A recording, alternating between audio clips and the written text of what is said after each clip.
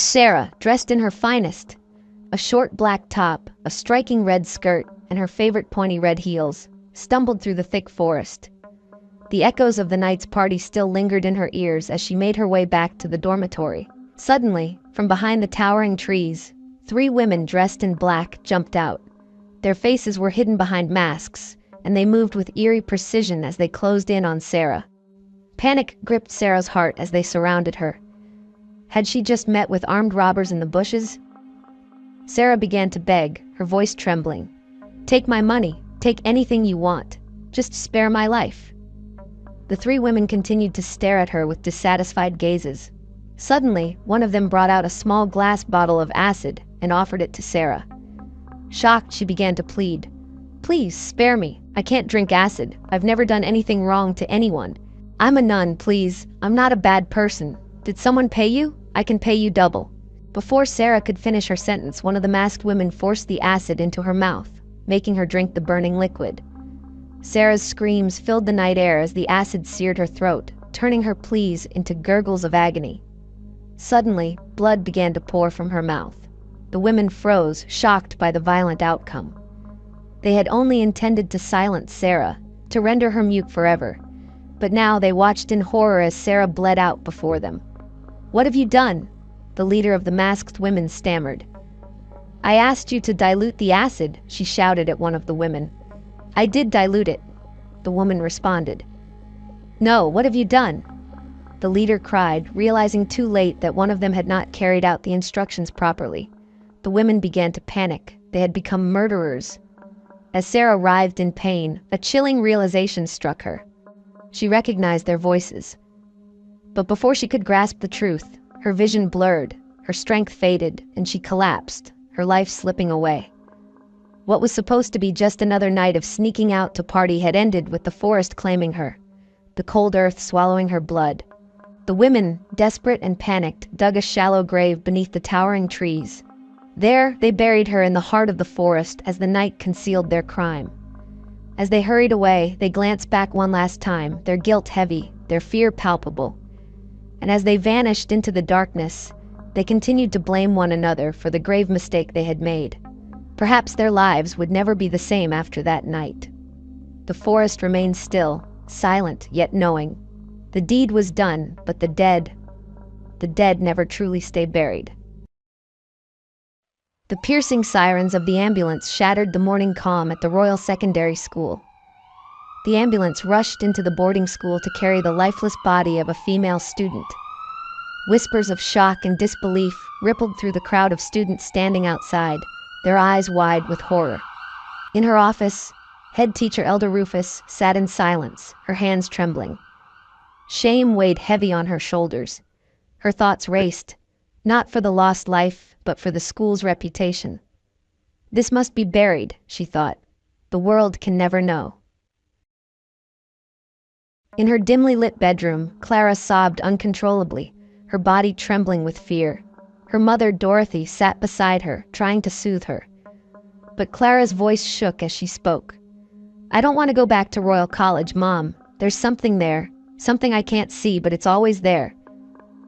But Dorothy dismissed it as another one of Clara's episodes, a remnant of the recurring hallucinations that plagued her since childhood. Dorothy smiled softly, reassuring her daughter to stay strong and face school again. Later, Dorothy discussed it with her husband Mike. "It's happening again. Clara's episodes." "But we have treated this," Mike replied. "I thought we were done with this issue for good." Probably, Clara doesn't like the idea of going to boarding school, they thought. So she's creating scenes in her head again. They had paid over £1,000,000 to enroll her in the most expensive school in the country, and that money couldn't just go to waste. So they both agreed it was nothing. The next morning, they drove Clara back to Royal College as the second term of the school year was resuming, unknowingly sending her into the grip of her unseen terror once more. Clara sat in the back seat trembling, with tears in her eyes, telling her parents she didn't want to continue schooling, but they kept calming her down. Her mother took a stop to divert to her office. It was a long journey to the school. When they got there, her father gave her a hug and told her to be strong before leaving. Clara glanced sadly at the car driving away, feeling abandoned. As she summoned the courage to step into the school once more, she lifted her eyes to behold the elegant building standing before her, the renowned Royal College, a school for the richest of the rich, owned by a group of female nuns who ran the affairs of the school. These women prided themselves on the fact that no student who ever attended their school ever failed. Year after year, they produced students with the highest grades. They even showed students their exam questions before they wrote exams, sometimes to eliminate any chances of failure from their students. Even foreigners attended this school due to its popularity and widespread reputation. Clara settled in her class, and as usual, Danny and Brown were on her case again, disturbing her about her response to their proposal for her to take one of them as her boyfriend. Clara was more of a mute most times, hardly speaking to anyone due to her psychological issues, but because of her exceptional beauty, the boys simply couldn't stay away. Their conversation was interrupted by their class teacher, who came in to take their attendance and give the first lesson. "Thank God," Clara said, giving a sigh of relief as the boys left her alone. By 8 p.m., all the students were gathered in the school's auditorium for the daily night assembly. The head teacher, Elder Rufus, welcomed them to the new term, reminding them of the code of conduct and rules of the dormitory. The students, as usual, settled in their respective dormitories, and things went on as they should. Clara continued to attend classes like a normal student. In her spare time, she read her books and focused on her studies diligently. Clara was a nerd in the sciences. Despite the psychological issues she was diagnosed with, she had an IQ that was extremely high, way beyond her age. She would either be found in the library or alone with her books. Everything was going fine for the first couple of weeks, and Clara began to feel a little sense of calm whenever it was time to sleep in her dormitory. But her newfound sense of ease would not last, as one particular night it started all over again. Clara shut her eyes to sleep, laying on the top bunk, her body rigid with anxiety as sleep eluded her that fateful night. The night was silent. Suddenly, Clara began to sense it again, a terrible presence from the corridor. She began to hear the disturbing sound of high heels screeching against the sharp tiles, cutting through the stillness like a knife. She was the only one who heard it, the only one awake. Her heart pounded as the footsteps drew closer, each step more deliberate, more menacing. Suddenly, it was in her room, the sounds of a woman's footsteps. Clara squeezed her eyes shut, afraid to breathe or move, fearing that any sound she made would bring the thing before her. She clung to her bedsheet, frozen in fear, sweat dripping down her forehead. But then the footsteps stopped. Silence. Was it gone? Clara dared to open her eyes, and her breath caught in her throat. Across from her, a female ghost, drenched in blood, stared back at her from the opposite bed. As Clara stared at the figure, its eyes burned with anger, then softened into a haunting sadness, as if pleading for help. It happened in a split second. Clara screamed, but the room remained undisturbed. No one else woke up. She shut her eyes again, trembling, wishing and praying it was a dream, praying for it to stop. Then, all of a sudden, the thing began to shake her bunk bed so violently, as if trying to throw her off the bed. Clara held on for dear life, barely breathing, until morning came. The room was calm, ordinary, as if nothing had happened. Clara, shaken, recounted her nightmarish experience to her bunkmate, but her words were met with disbelief. No one else had heard or seen anything. Panic twisted inside her. Was it her sickness, her old hallucinations creeping back, or was she truly losing her mind? After class that morning, Clara went back to Danny and Brown and told them of her horrific experiences. They advised her to share these happenings with the head teacher. Clara sat inside the head teacher's office, still traumatized from the horror. Her eyes kept moving around as she was extremely tense. She noticed a separate, mysterious-looking door inside the office. As her mind raced, pondering on what could be behind the door, her thoughts were interrupted by the head teacher's voice. "I heard you wanted to see me. I'm here now. Go on," Elder Rufus said with a mysterious grin on her face. Clara narrated all that she had been experiencing to her.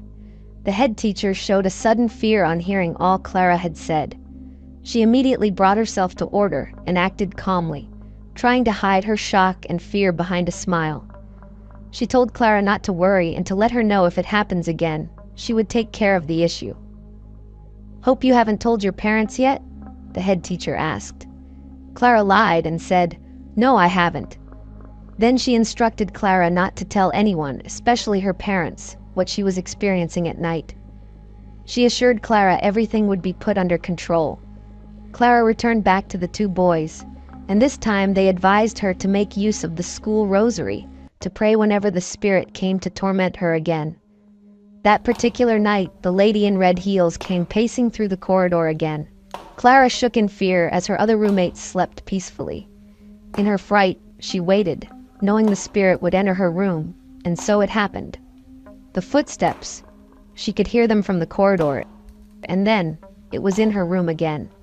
At first, the footsteps were slow and subtle, and then suddenly, Clara began to hear the footsteps coming towards her at a faster pace.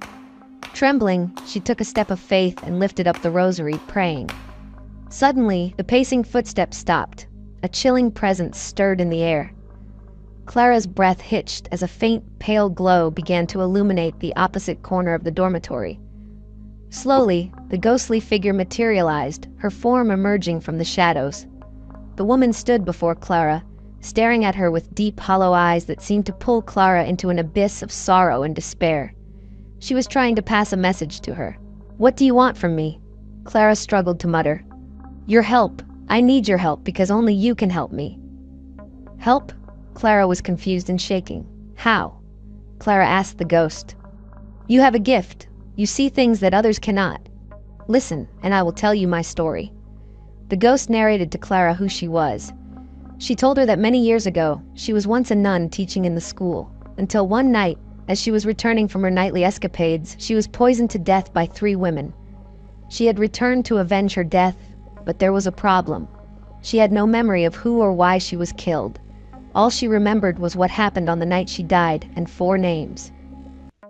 She took Clara to the forest behind the school where she was murdered and buried. Ken Okara, Travis David, Tafur Olatunji, and a girl's name, Anita Benson. These names have stayed in my memory for so long. I need to find out who killed me and why, before my time is up, and I will no longer be able to appear in this world anymore. "Please," the ghost said to Clara, "will you help me grant a dead woman's last wish?" Clara was moved to tears. Though she was afraid, she felt so much pity and compassion for the ghost, and she agreed to strike a deal with the mysterious ghost, to help her get her revenge before she fades completely away into the other world. "I will return again only when you have the answers," the ghost said before fading into the night. The next day in school, Clara felt a new sense of purpose. She was going to put herself to the test and see how far she could go.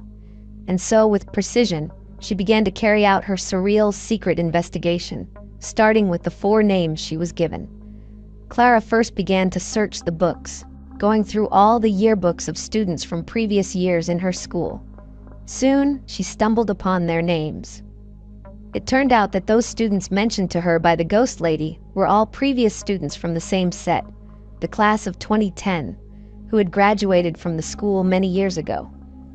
Clara became upset all of a sudden. That was it. All the information she got on those students, there was nothing more. How could the ghost not give her anything tangible to work with? She brainstormed for days and days, and then, like a light bulb, she had an epiphany on what to do next. She went to the current final year students of the school to ask them questions. Perhaps one of them may remember their seniors and have some information on them. One after the other, she asked different girls, but no one was willing to give her any information. Then, one of them told her she did know of them because they were the popular prefects of their set, the ones who were so intelligent and won all the international competitions for the school. But before their final exams, they suddenly heard that Anita Benson took her own life and committed suicide. She told Clara not to tell anyone because this was a forbidden secret of the school. She then went on to tell Clara that a few weeks following this incident, the 3 guys were suddenly expelled from the school. They were the senator's children, so everyone was shocked, the senior told Clara. "Don't tell anyone I told you this," the girl said as she hurried away to continue what she was doing. Clara returned to her class perplexed. The information she had gotten did not seem to be pointing her in the right direction. The answers seemed out of reach. She was unable to piece the missing puzzles together still. Did the students kill the nun as revenge? Was that why they were expelled? But what about the suicide? As she continued to ponder, she began to think of all the mysterious happenings and things she had either experienced or seen in the school so far. She recalled overhearing the students always gossiping about the head teacher's secret room that no one dared to enter. Clara recalled seeing the mysterious door in her office the previous day. She planned to get into that secret room of the head teacher. She was certain the head teacher must have good information on some of the things that happened in the school from the previous years. But how would she get into the head teacher's office without being caught by Elder Rufus or the CCTV cameras planted everywhere, taping everything happening in the school 24/7? Making use of all the little information she had, Clara came up with a brilliant plan to get the answers she was searching for before the time was up. The next day, while others were in class, Clara sneaked out and walked through the very long hallway, holding a red balloon with a very long string. She was heading to the computer room. She sneaked in, knowing the computer teacher was in class. She was nervous and scared, yet determined to achieve her goal. She sat and focused on the eye of the CCTV covering and recording the computer room. Then, she let go of the balloon string, directing it towards the CCTV. The balloon floated in the air, straight to the face of the camera, and covered it. Immediately, Clara rushed to the computer teacher's laptop. Using her knowledgeable skills in computers, she hacked into the teacher's system and disabled the CCTV covering the computer room, the hallways, the head teacher's office, and all the places she would go through to find answers. She deleted what she had to and hurriedly left the computer room. Now, she had more freedom to do the things that needed to be done. She then went back to her room and waited to carry out her next plan. When it was 8 p.m. that night, all the students, as usual, gathered at the auditorium with all the staff and teaching nuns. Clara sat in the crowd as the head teacher, Elder Rufus, and the nuns addressed them. She waited to sign her attendance. It was 10 minutes to the end of the assembly. Clara quickly rushed out, and going through a different, very long hallway, she made her way to the head teacher's office. Clara got in and was able to unlock the locks of the secret door. When she opened it, she found stacks of videotapes arranged on a shelf, with different years written on them. While Clara was still in the secret room, Elder Rufus was already on her way back to her office from the just concluded assembly meeting. Clara, unaware, took out the tape for 2010, locked the door, and rushed out of the office. It wasn't up to 2 minutes after she left that Elder Rufus got to her office door and entered. Clara began to make her way back, going through the very long hallway leading back to the dormitory. Back in the head teacher's office, Elder Rufus sat comfortably on her chair to let off steam and finish a little paperwork before calling it a day, when suddenly her eyes fell upon a green leaf on the rug right in front of her special door. Her eyes widened in shock and terror. Someone must have gotten into her secret room. Many years back, she had secretly shut in a tiny leaf at the edge of her door that was not very visible for others to see. If anyone else, aside from her, opened the door, the leaf would fall to the ground without the person's knowledge. This had never happened before. Someone had come into her secret room. Elder Rufus immediately swung into action. The culprit couldn't have gotten that far. Using her walkie-talkie, she ordered the security to cut off the power supply to the entire school. Immediately, the lights went off everywhere. Clara, who was still in the hallway, immediately panicked as the lights went off suddenly. She was thrown off balance. They had never experienced a power outage before, and she couldn't see where she was heading to clearly anymore. Quickly, in Elder Rufus's office, she summoned all the nuns and instructed them to go straight into the boys' and girls' dormitories with their torches. They were to scout the toilets in each room to find any empty bed with a missing student. Whoever was not in bed must have been the student who trespassed into her office. The nuns followed the instructions. As they began to search from room to room, Elder Rufus got to Clara's room first, and behold, Clara was missing. Her bed was empty. Elder Rufus knew immediately who had come into her office that night.